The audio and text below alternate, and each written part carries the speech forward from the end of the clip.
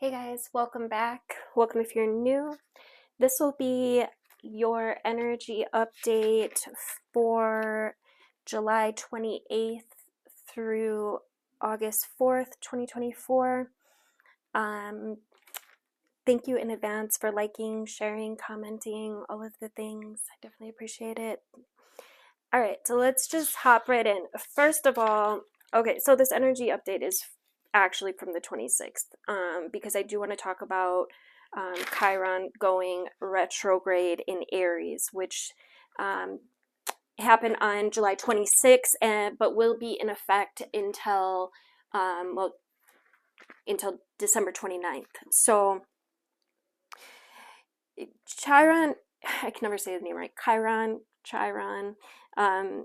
In Aries retrograde reminds us, well, retrogrades always remind us to slow down, to reevaluate, right? Chiron is the wounded healer and represents our deepest wounds and the healing journey that we embark on. So you can look to 23 degrees of Aries to see what house this is affecting for you. Chiron in Aries is about healing the identity, right? There's a strong sense of resilience here, but the challenge lies in developing a strong sense of self. Okay, maybe at this time you might have energies come up, feeling a little plagued with self-doubt or a lack of self-worth, which may have you feeling undeserving or hesitant to assert yourself, right? It's essential at this time that we discover our true identity and embrace our higher self. And in doing so, you'll actually possess the power to empower others as well. So it's important to acknowledge resilience, give yourself credit for how far you've come, right? Your presence radiates healing energy, and to yourself and also to those around you. So embrace your unique experiences. You use them to foster variety in your own life and in the lives of others, right? How can you use your experiences to empower others and to bring about positive change, right? So topics around self-assertion and identity, and there is this profound wounding related to self-assertion and identity here. This placement often signifies a struggle with feeling inadequate, feeling unworthy, as if your very existence is under question, right? And this wound can feel sharp, it can feel personal, right? Cutting to the core of who you are.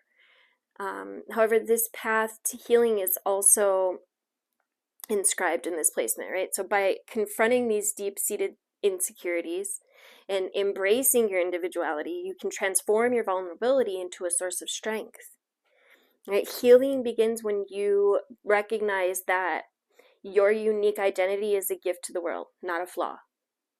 Okay, the journey through these wounds can lead to a profound sense of self-awareness and empowerment, and as you learn to assert yourself and to honor your true nature, you'll become a beacon for others who struggle with similar issues.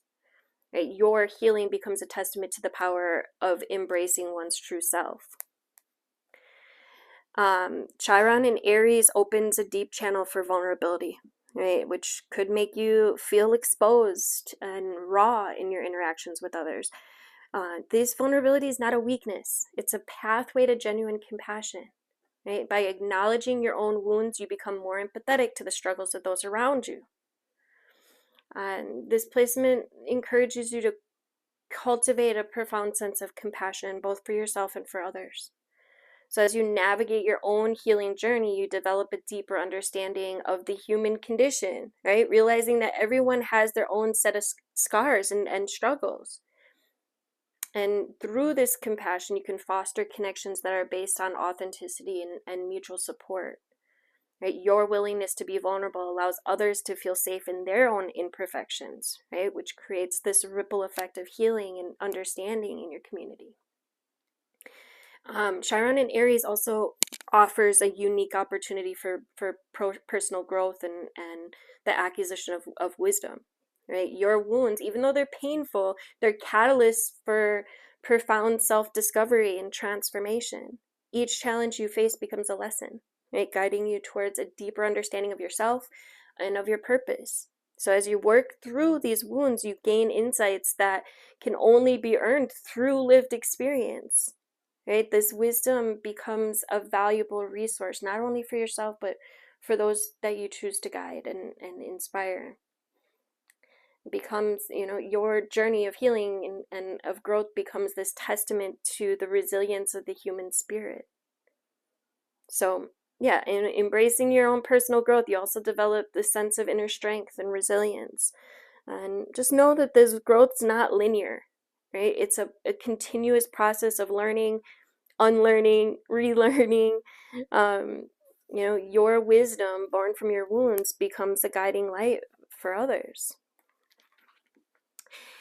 And I also want to say happy birthday, Leos. We are now in Leo season. I do want to apologize. I have not been creating these updates the past few weeks. My energy's just been kind of all over the place, so I just haven't felt guided to create these. So yeah, I'm back. All right, so let's talk about the new moon in Leo happening August 4th at 7:13 a.m. Keep in mind, new moons are really great for setting new intentions. And this new moon is great for creating authentic and balanced relationships. It's good for renovating our relationship with creativity, for deepening our connection to our true essential self, and allowing ourselves to be transformed and inspired by the power of play and of creativity. So Cancer season invited us to deepen our emotional self-knowledge and our awareness of our needs and vulnerabilities. Right? This time of year highlighted the importance of being connected with the ebbs and flows of our inner states, prioritizing our nurturing ourselves. And this transit brought attention to our relationship with our family, our childhood, and our tender, fragile parts, right? Cancer season reminded us to take responsibility to parent our inner child and motivated us to further explore the link between our past and our present. Now the sun's ingressed into Leo, which is a fixed fire yang sign, right? And it brings the spotlight on our desire for creative self-actualization and heart-centered, authentic living. So while during Cancer season, our focus was primarily inward, Leo season now reminds us of the power of being fully open to life and to be willing, active participants in the cosmic game of existence, right? Leo season encourages us to allow our joy to guide us, right? It reminds us of the value of play and motivates us to commit to our creative self-discovery journey. So Leo season's a time to remember who we truly are and who we already were before we learned who we were supposed to be, right? And tried to fit into somebody else's mold. This time of the year is a time to nurture our creative life, right? Stroke our inner fire, invest in our energy that gives us joy, the things that feed our soul. So while the sun's in Leo, we have an opportunity to recover our connection with our inner child's playfulness, lightheartedness, enthusiasm, right? This season reminds us of the importance of celebrating life, of being grateful for the simple fact of being alive, right? Leo season is an opportunity to shine and to hone in on our ability to inspire and empower others simply by being ourselves, right? By shining and sharing our light generously without holding back, without any fake modesty, without any grandiosity, right? During this time of the year, we're reminded of the importance of not seeking validation or approval from others and learning instead to validate ourselves, right? We have an opportunity to explore how to honor our need to feel seen without egoically feeding on external attention or admiration. So during Leo season, we are going to experience a new moon in Leo and a blue full moon in Aquarius. So the new moon in Leo, again, is on August 4th, will begin a lunar cycle centered around renovating our relationship with our creativity, our self-expression, being seen. Right? The sun and the new moon will be harmoniously also aligned with both Jupiter and Mars in Gemini. So this configuration suggests that the upcoming lunar month will be very dynamic and filled with opportunities for learning and growth and expansion. And around this time, we'll have access to an extra boost of determination, self-confidence, willingness to make things happen and to act on our desires. And then the Aquarius full moon, which is happening on August 19th, is considered to be a blue full moon. It's the third full moon of the season, which we, exceptionally experience 4 full moons. This event brings our attention to our relationships with groups, with our communities, with the larger human collective, challenges us to relate creativity in a way that allows it to serve our community or to add value to the collective. Let's see. Another significant event taking place during Leo season 2024 is the Jupiter-Saturn square going exact for the first time on August 19th, and we'll talk about that in the future a little more, but this aspect will be active for the entirety of Leo season, so it emphasizes tension between our impulse to learn, expand, and grow, and the need to build structures and take the responsibilities that allow us to do so. So we'll have an ability to gain awareness here of how we need to mature and grow and strengthen ourselves in order to be able to show up in life and express ourselves in a way that we aspire to. Right? We have the chance to observe how we integrate our uniqueness into groups and to reflect how we can serve the collective through our creativity.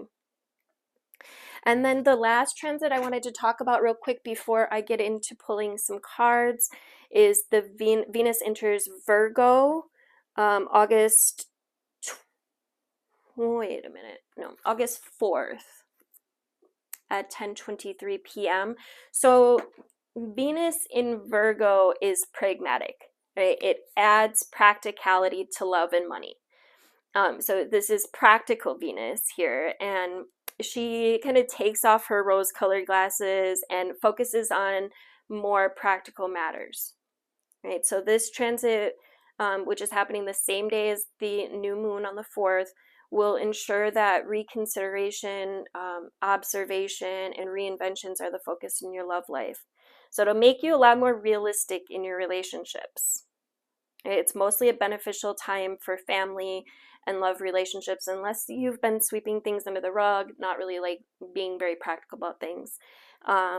Venus is the planet of love and luxury, and Virgo has a very decisive nature with a kind of perfectionist attitude here. All right, let's pull some cards. I'm gonna start with the Animal Spirit deck. I always like to set the intention that everyone that's meant to be here will find their way here. May these cards represent the highest order of truth. What messages do we have for July 26th through August 4th? This 4th quarter moon. All right. The bear with the cobra, the raccoon, and the wolf. Okay. Interesting. Okay. So the bear is about awakening from a slumber. If you think of the bear when he's coming out of hibernation, it's an awakening, it's clarity, it's light being brought to an area. And then we've got the cobra in reverse. This is about the things that you don't know. Don't think that you know it all right now, okay? There are things that you're not seeing or things that you're choosing not to look at, Spirit's saying. The raccoon and the wolf in reverse. Yeah, I feel like this is about taking off some masks. Be careful with your judgments at this time. There is this kind of, the wolf and the cobra both reverse, both have this kind of egocentric vibe.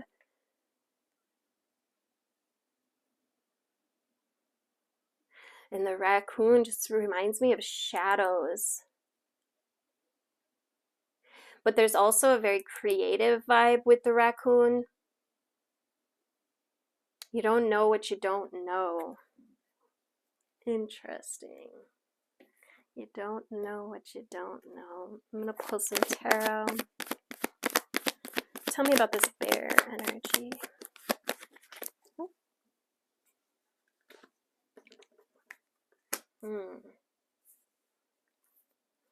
Got the Three of Pentacles in reverse. There's some misalignment here. Some disharmony. Okay. So this could be some abandonment shit. And I know we've been working on this for a while. This is giving healing. Like, I'm hearing about Chiron right now.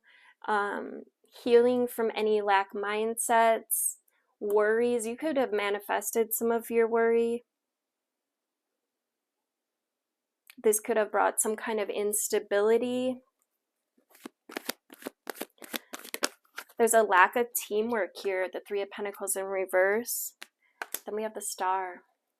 So there's hope here. There's purpose here. Thank you.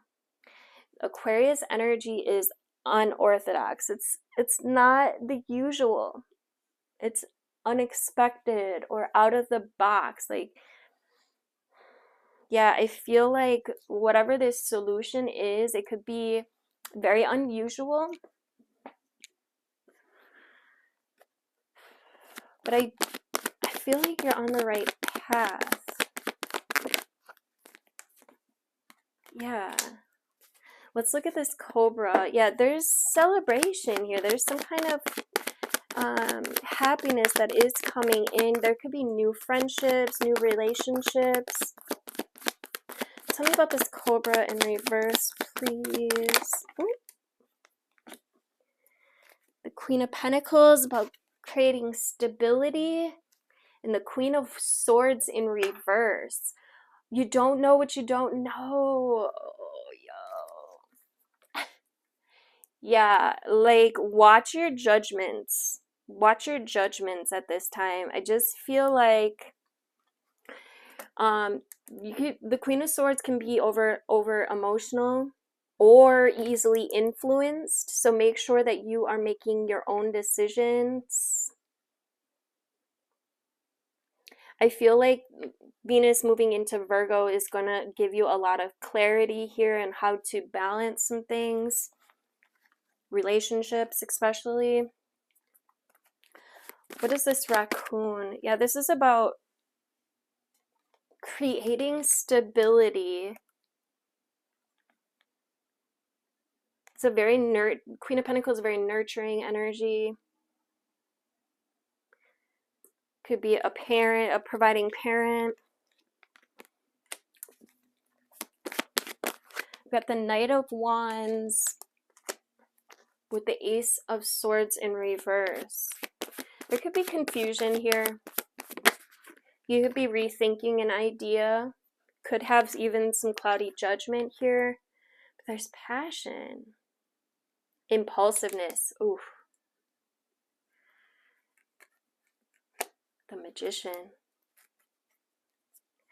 So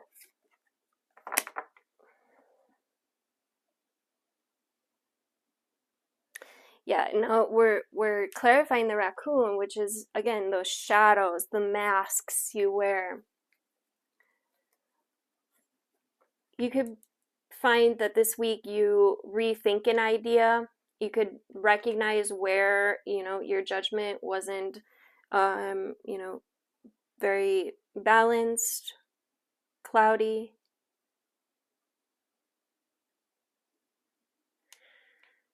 And this week you're going to step into your power in a more, I feel like, in a more balanced way.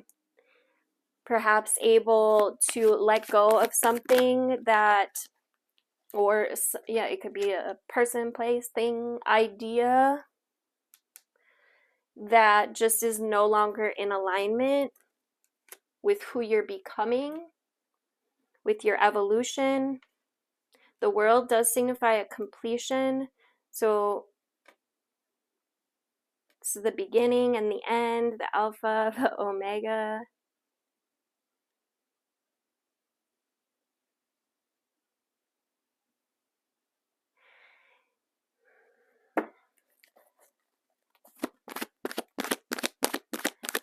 There's a feeling, though, throughout this experience of really like learning something, a feeling of leveling up, a feeling of increasing your own self-confidence as well. The magician knows how to use the elements and create, look, it's just creating balance. The devil wants to come out, it's on the bottom. This is movement forward from old ways of thinking, old ways of being, old people, places, things, ideas that just are no longer in alignment with who you are becoming, with your own journey. This is a spiritual lesson you're learning here. There could be a need for some forgiveness. I pulled out this card, or this deck, and the first card on the bottom is the broken heart. There could be some things that you're facing this week. Ooh, that appreciation in reverse. Somebody may not appreciate you. You might find that, yeah, that's what I'm getting with this. Somebody or something has been making you feel restricted. Yeah, what is this that took place that makes you feel like your hands are tied in some way? There's definitely a need to go within, a need to rejuvenate, to rest, to get your mind in a good place, as well as your energy. We got the temple path, number 12, breaks down to a 3, the mind, body, and soul connection. Yeah, I feel like you could recognize that there may be a relationship that once held a lot of value to you. There's just a feeling of imbalance here. I think it's time to get back to your path, back to your purpose. What advice do we have? We have the thinking man in reverse. Somebody's not using their head. Somebody's not thinking clearly. We have attachment. Yikes. Okay. So what is it that you're attached to that you need to let go of at this time, collective? There's something that you have not been taking action on, and Spirit is calling you out on it. It's time to rest. It's time to rejuvenate. You could picture, imagine, or pretend somebody could have taken their love back. The man holding a heart in reverse. You could just not really see the possibilities, but at the same time, you're not walking away.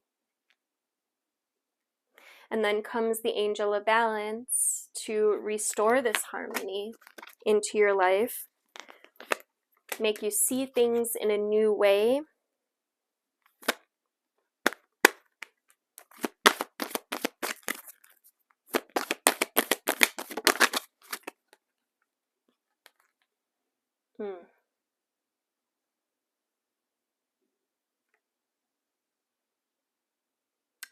The garden and the gate also breaks down to a 3, the mind, body, soul, with strategy on the bottom, which also breaks down to a 3, mind, body, soul.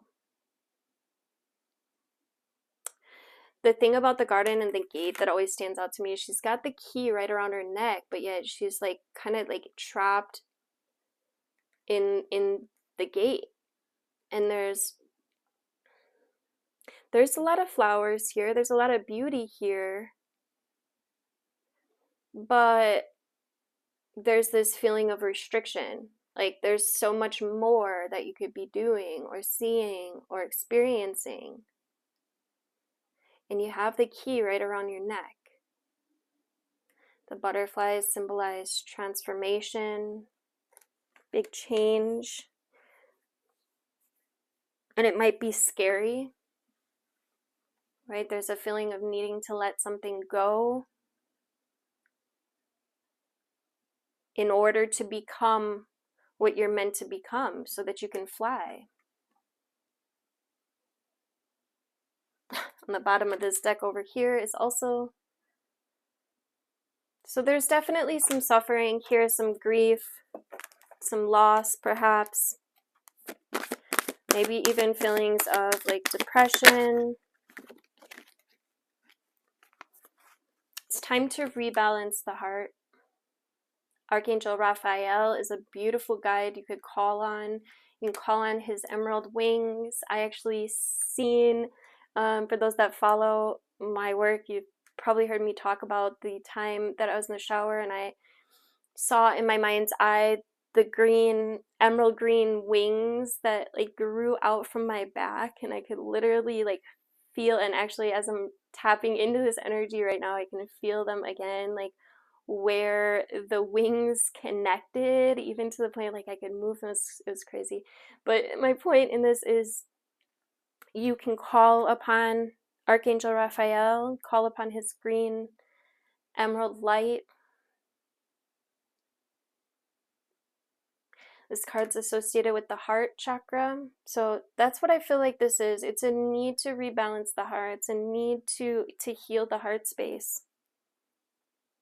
And to stay grounded, practical. Not every loss is actually a loss, okay? There is opportunities on the horizon here, but this is a deep wound, right? And Chiron, however you say his name, is really showing us where we've had wounding. And so there's a gift in this, in analyzing, in evaluating energies around this loss, energies around your thoughts around this. Look for the patterns, look at the stories. And I heard this in meditation yesterday. Look to the stories, look to your own experiences, the patterns that you have had throughout your life. See if you can make a connection in what you're manifesting and why you might be manifesting this story or this cycle.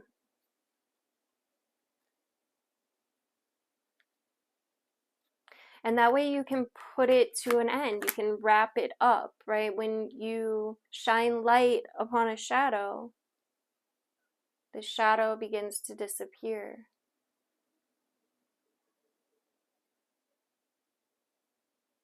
And then you can heal your heart. You can uncage your heart. And then brings this sense of freedom, of confidence, of independence, of determination. And then what comes after that is harmony, celebration, victory, progress, self-confidence, good luck, creative opportunities, expansion, greater intuition, and new love. Look for your thoughts of lack, of limitation that you're putting out into the universe, of feelings of undeservingness, of low self-worth, All of these are keys. Okay, look at your judgments. Look at what you think's going to happen. And forgiveness is really standing out here. Self-forgiveness. Also forgiveness to whoever created this cycle in the beginning. It could have been you, or it could have been, you know, someone you grew up with. This could be, you know, familial.